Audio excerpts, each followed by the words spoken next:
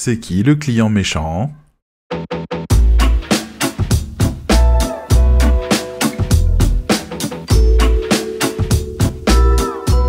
Chaque rédacteur web le vit. Il y a les bons et il y a les mauvais clients. Les bons sont sympas, ils adorent ce que vous faites, ils vous en commandent toujours plus, et ils discutent avec vous de leurs objectifs. Les mauvais, quant à eux, ils vous traitent comme des sous-fifres sans valeur, ils payent mal, ils chipotent quand ils se barrent pas avec la caisse. Bref, c'est compliqué.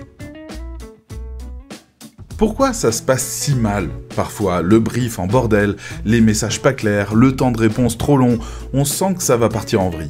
Il y a des clients qu'on adore, avec qui c'est fluide et simple, et d'autres où ça vire au cauchemar sans raison. On respecte ce qui est demandé, mais ça ne semble jamais assez bon. Il est peut-être temps d'admettre qu'il n'y a pas un, mais des clients, et que parmi cette multitude, peu d'entre eux sont correctement formés à être des bons clients.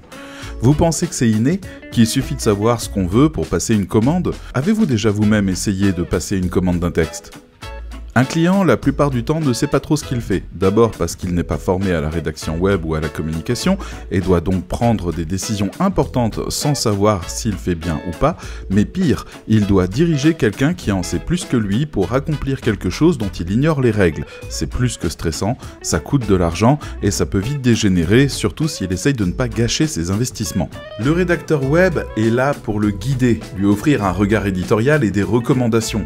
Il doit aussi, quand c'est nécessaire, passer du temps à le former aux enjeux même de sa commande.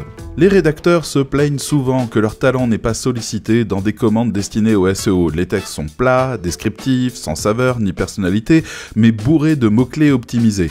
Non seulement le rédacteur est au quart de son vrai potentiel, mais le texte est rébarbatif au final et fait fuir les clients. Augmenter le SEO, c'est avoir plus de visiteurs. Si c'est pour les décevoir à leur arrivée, où est l'intérêt ? Ça ne s'arrête pas là. Beaucoup de clients n'ont pas non plus fait le travail de définition de positionnement marketing nécessaire à leur bonne communication. Qui parle, à qui, de quoi, comment et pourquoi ? Ils passent alors des commandes à l'aveugle, ils ont suivi des recettes de cuisine, des recommandations et finiront par demander des corrections pour avoir des textes qui ont à peu près la senteur de ceux de la concurrence qui, eux, ont été brandés par un travail minutieux de communication. Votre client n'est ni formé à identifier ses besoins, ni à passer commande, ni même à juger de la qualité de votre travail. Et maintenant, on passe à la partie vexante.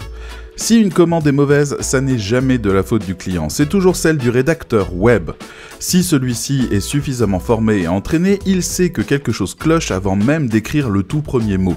Quel est son positionnement marketing ? Qui est son persona ? Quelles sont ses valeurs différenciantes ? Son parcours d'achat ?